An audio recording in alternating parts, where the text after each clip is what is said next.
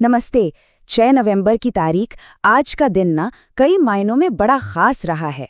तो चलिए फटाफट आज की सबसे बड़ी और दिलचस्प खबरों पर एक नज़र डालते हैं और देखते हैं कि भाई आज हमारी दुनिया में क्या कुछ बदला है।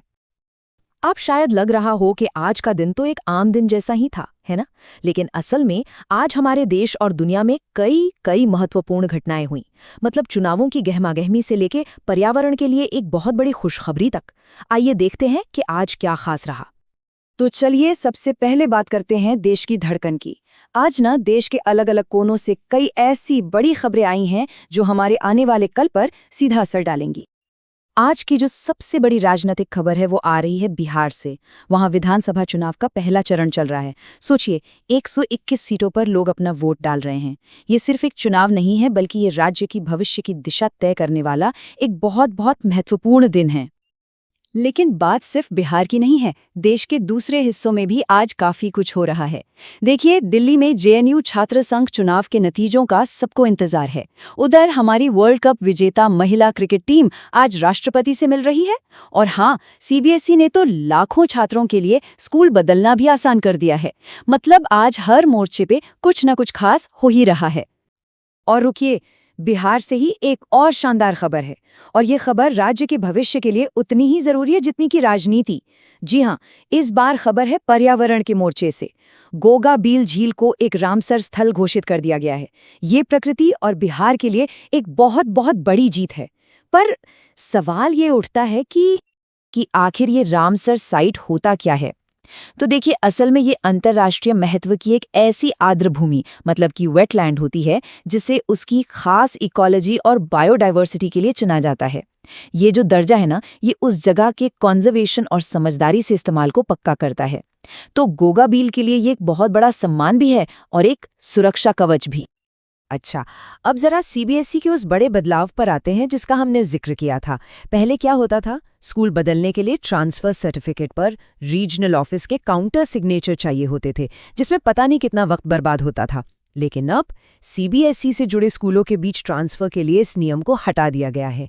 ये वाकई में छात्रों और पेरेंट्स के लिए एक बहुत बड़ी राहत की बात है। तो चलिए अब देश की सीमाओं से बाहर निकलते हैं। देखते हैं कि दुनिया के मंच पर क्या चल रहा है। अमेरिका के चुनावों से लेकर अंतर्राष्ट्रीय संघर्षों तक आज का दिन काफी अहम रहा है। अमेरिका में प्रेसिडेंट ट्रंप के दूसरे कार्यकाल के पहले बड़े चुनावों के नतीजे आए हैं और इसमें डेमोक्रेट्स को अहम जीत मिली है। मिकी शेरिल न्यू जर्सी की नई गवर्नर चुनी गई हैं, वहीं जोहरान ममदानी न्यूयॉर्क शहर के नए मेयर बने हैं। इसी बीच प्रेसिडेंट ट्रंप ने दो बहुत बड़े ऐलान किए हैं। एक तरफ तो उन्होंने नाइजीरिया को दी जाने वाली सारी मदद रोकने और सैन्य कार्रवाई तक की धमकी दे डाली है, और दूसरी तरफ वो रूस और चीन के साथ मिलकर परमाणु निरस्त्रीकरण पर काम करने की बात कर रहे हैं। मतलब दो बिल्कुल अलग अलग दिशाओं में जाते हुए बयान हैं ये। अब दुनिया के एक और कोने से फिलीपींस से एक बहुत दुखद खबर आ रही है। वहां आए टाइफून कलमेगी की वजह से जान गंवाने वालों की संख्या 66 तक पहुंच गई है। ये एक बहुत बड़ी प्राकृतिक आपदा है जिसका वहां के लोग सामना कर रहे हैं। मध्य पूर्व में चल रहे इजराइल हमास संघर्ष से भी एक गंभीर अपडेट है। इजरायली डिफेंस फोर्सेस के मुताबिक हमास ने एक इजरायली बंधक का शव रेड क्रॉस को सौंपा है। ये इस जारी संघर्ष का एक और दुखद मोड़ है। चलिए अब जरा रुक करते हैं खेल और अर्थव्यवस्था की दुनिया की तरफ। शतरंज की बिसात से लेकर ग्लोबल ट्रेड तक आज यहाँ भी काफी कुछ हुआ है। गोवा में जो फाइट चेस वर्ल्ड कप चल रहा है ना, वहां से भारतीय खेमे के लिए बहुत अच्छी खबर है। हमारे युवा ग्रैंड मास्टर्स का प्रदर्शन एकदम शानदार रहा है। अर्जुन एरिगासी और प्रणव वी, इन दोनों ने अपने अपने मुकाबले जीते, जबकि गुकेश डी, प्रज्ञानानंद और विदित गुजराती ने अपने मैच ड्रॉ खेले। मतलब भारतीय शतरंज का भविष्य वाकई बहुत उज्जवल नजर आ रहा है। और अब वो खबर जिसका क्रिकेट प्रेमियों को बेसब्री से इंतजार था, ऋषभ पंत। जी हाँ, उनकी टीम इंडिया में धमाकेदार वापसी हो गई है। और सुनिए, सिर्फ वापसी नहीं हुई है, उन्हें साउथ अफ्रीका के खिलाफ आने वाली टेस्ट सीरीज के लिए टीम का वाइस कैप्टन भी बनाया गया है। मैदान पर उनकी वो विस्फोटक बल्लेबाजी देखने का इंतजार अब बस खत्म होने वाला है। अच्छा, अब जरा इकोनॉमी की बात करते हैं। भारत रूस तेल व्यापार में एक बहुत बड़ा बदलाव देखने को मिला है। अमेरिका के जो हालिया प्रतिबंध लगे हैं, उसके बाद रूस से भारत आने वाले तेल में भारी गिरावट आई है। प्रतिबंधों से पहले की स्थिति और बाद की स्थिति में एक बहुत बड़ा अंतर साफ दिख रहा है।